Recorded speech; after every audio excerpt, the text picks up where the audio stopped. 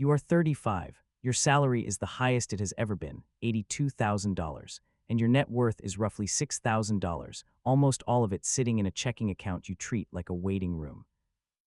This is the year the group chat changed. It used to be restaurants and weekend trips. Now it is front doors, keys held up on a porch, a photo of a sold sign with a caption that just says, "Finally, everyone you know, it seems, bought a house this year," and you are still in the one bedroom you have rented for 6 years, watching the closing day pictures arrive one at a time.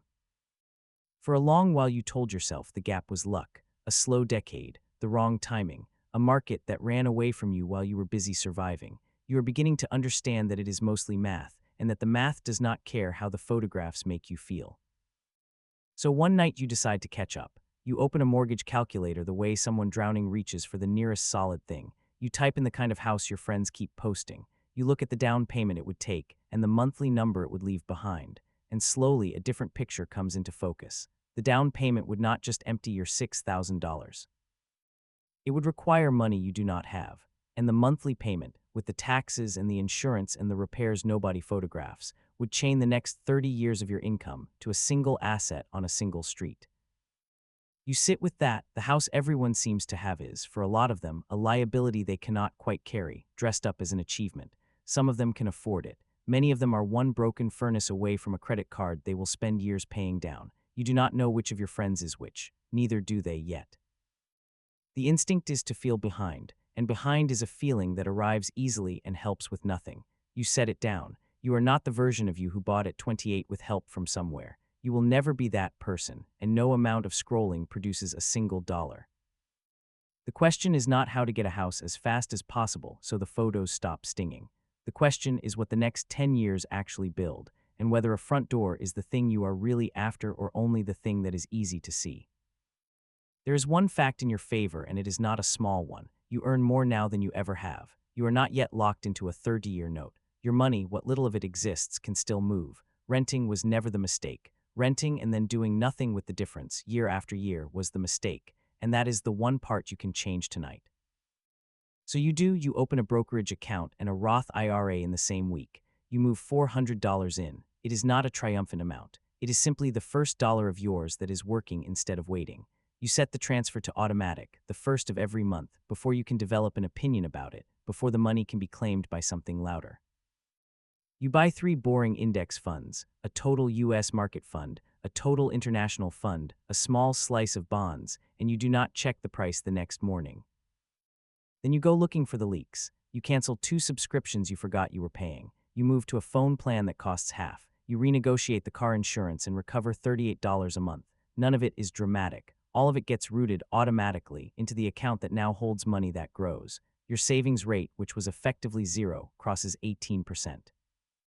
Net worth crosses $20,000 for the first time. You are not excited, but you can feel the difference between a number that sits and a number that moves. You are 37. The thing the houses cost your friends is starting to become visible. One of them refinanced to pull cash out for a kitchen. Another carries a balance on the furniture that filled the empty rooms. The lawn, the roof, the water heater that died in February. The house did not stop asking for money the day they got the keys. It only started. You ask for the raise and get most of it. You change jobs once for $11,000 more, and you do not upgrade the apartment to match. Your rent goes up $60 at renewal, and that is the only thing about your life that changes. Everyone you know spent their 30s raise on a louder version of the same life. You spent yours on a quieter one almost nobody can see. Your savings rate climbs from 18% to 31%, and most of that climb does not come from earning more. It comes from refusing to let the spending follow the income up the stairs. That autumn there is a housewarming. You stand in a kitchen larger than your entire apartment, holding a drink, while someone gives a tour of rooms that are still mostly empty. Everyone keeps saying the same word, equity, the way people repeat a word they have only recently learned to trust. You smile, and you mean it. And on the drive home, the old feeling comes back, the one that says everyone is building something solid and you are building something invisible. You let it sit in the passenger seat the whole way home. Then you remember that a number you cannot photograph is still a number, that the quiet account is doing, every single day, the exact thing the loud kitchen only looked like it was doing. The feeling does not vanish. You simply stop letting it drive. This is the lever the late starter actually has, and it is worth understanding precisely. The 25-year-old who bought early had time and almost no money. You have money and less time. Money can be deployed in large amounts, and large amounts applied without flinching do a meaningful share of what time does. A 37-year-old routing $2,000 a month into the market is doing something a 23-year-old saving $100 is not, even though the younger one started first and feels years ahead. The math of the late start is brutal at the front and surprisingly forgiving at the back, but only if the front is aggressive enough to make up the distance. Yours is aggressive because it has no choice. You buy the same funds on the same day every month, automated, barely thought about. Net worth crosses $70,000, growing whether you look at it or not. You are 39 when the market drops 29% over 8 months. Your portfolio falls from around $90,000 to about $64,000. On paper, $26,000 disappears, nearly a full year of your contributions, while you watch it happen 1 week at a time. A friend who bought at the very top of the housing market in the same stretch sends a different kind of message now. His home is suddenly worth less than he paid, the costs around it have climbed, and he tells you he feels trapped. He cannot sell without taking a loss, and he cannot easily move for the job that would pay more. The thing that was supposed to be his security has become the thing he cannot get out of. You feel the pull of fear in your own chest, but your money is not sealed inside 4 walls. You do not sell a single share. You keep the automatic transfer running straight through the bottom, which means every one of those dollars buys more shares than it did a year earlier. The recovery does not consult your age. It does not know how old you were when you started. It only knows whether you were still holding when it came. 18 months later, the portfolio is past where it began. Net worth crosses $130,000. The median net worth for a household your age sits somewhere near there too. 3 years ago, you were nowhere close. Discipline through one crash closed a gap that a decade of waiting had opened. You are 41, you earn far more than you spend, and the distance between those two numbers is the entire machine. Last year, the portfolio grew by roughly $19,000 on its own before you added a single dollar to it. The first time the account earns more in a year than you could have saved from a month of working, you read the statement twice and put it down slowly. This is the moment the late start stops being a deficit you are paying off and becomes a position you are holding. Then comes the year nothing warned you about. In February, a parent needs a procedure, and the gap the insurance will not cover comes to $9,400, and you are the child who can write the check. So you write it without hesitation and feel the account flinch. In June, your role is folded into someone else's, and you spend 3 months interviewing in stolen lunch hours while performing common meetings. You land the next job. It pays a little less. You contribute less than half of what you planned that year. The portfolio grows anyway, because the market does not read your calendar and feels nothing about your February. You adjust the plan and you keep the plan. That is the entire skill, and the late starter learns it earlier than most, because the late starter has less margin for the years that go sideways.